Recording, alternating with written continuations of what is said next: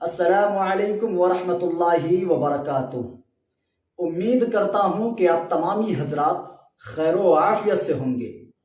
हाज़रीन मोहतरम, मुफ्ती सलमान अजहरी साहब क़िबला के ताल्लुक से एक ऐसी वीडियो लेकर हाजिर हुआ हूँ जिसे देखने के बाद, जिसे सुनने के बाद यकीनन आप हैरान रह जाएंगे। आप लोगों को सबको पता है कि कल मुफ्ती सलमान अजहरी साहब क़िबला की रिहाई हो चुकी थी कि उससे पहले फिर एक मुसीबत आ गई।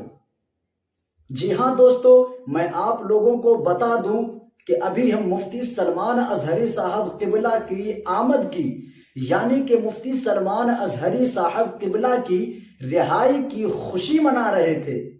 जैसा कि मैंने इससे पहले जो वीडियो अपलोड किया था कि मुफ्ती सलमान अजहरी साहब क़िबला की रिहाई हो चुकी है। अल्हम्दुलिल्लाह, मुफ्ती सलमान अजहरी साहब क़िबला की जो कागजी कार्रवाई थी वो मुकम्मल ही होने वाली थी, यानी कि साबरमती जेल में आपकी जो कागजी कार्रवाई थी वो मुकम्मल ही हो चुकी थी। लेकिन कुछ देर में एक ऐसी खबर आई जिसने हमारे दिलों को झंझोर कर रख दिया और हमारे आंखों में आंसू ला दिया। जी हाँ दोस्तों, यकीनन ये खबर सुनाते हुए भी यकीनन बहुत ज्यादा बुरा लग रहा है, क्योंकि दोस्तों मैं आपको बता दूं कि मुफ्ती सलमान अजहरी साहब क़िबला की रिहाई से पहले ही, यानी मुफ्ती सलमान अजहरी साहब क़िबला की आज पूरी तरह से जमानत मुकम्मल हो चुकी थी। लेकिन आपके जो कागजात थे वो जेल में पहुंचने तक एक ऐसी मुसीबत सामने आ गई जिसे सुनने के बाद आप भी हैरान हो जाएंगे।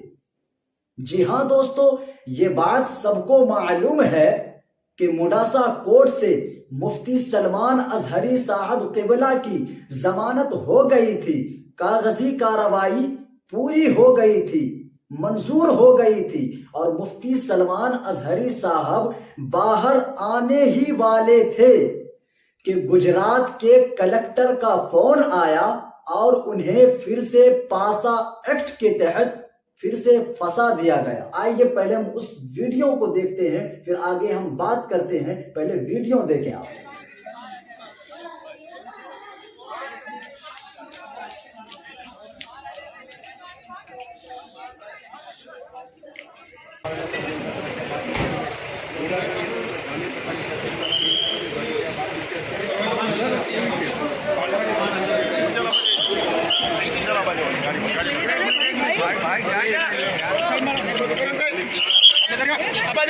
मीडिया मीडिया मीडिया मीडिया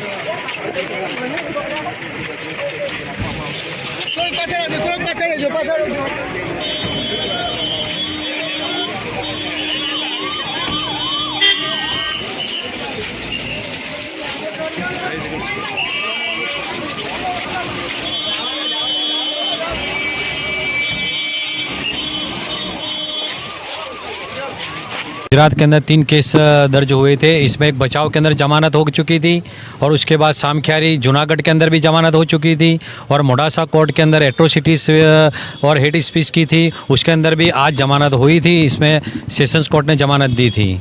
हमने मोडासा कोर्ट के अंदर जमानत पेश की। उसके बाद जो रिलीज़ ऑर्डर लेके मोडासा से हम यहाँ सेंट्रल जेल अहमदाबाद में आए हुए थे और सेंट्रल जेल अहमदाबाद में हमने ये जमानत का जो रिलीज़ ऑर्डर था वो हमने पेश किया और रिलीज ऑर्डर पेश करने के बाद हमको पता चला कि जूनागढ़ डिस्ट्रिक्ट कलेक्टर ने उनको पासा लगाई है और पासा का प्रोसीडिंग किया है और पासा की जो चार्जशीट थी वो आज मौलाना मुफ्ती साहब को दी गई है और अब पासा हुई है तो अब जो भी जो लीगल रेमेडी है उसका हम उपयोग करेंगे और जो भी है honourable high court, Gujarat high court में या पासा बोर्ड के अंदर हम कार्यवाही करेंगे।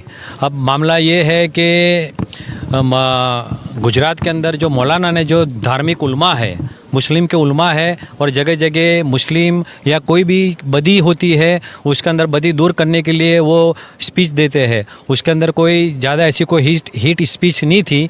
उसके बावजूद भी सरकार की तरफ से ये सब इनके ऊपर अलग अलग जगह पे 3 मुकदमे हुए हैं। उसके अंदर तीनों के अंदर बेल हो चुकी थी, मगर ये अब आज पासा के अंदर प्रोसीडिंग किया गया है। ऐसी बात है। अब जो भी है रेमेडी हम करने वाले हैं जो भी।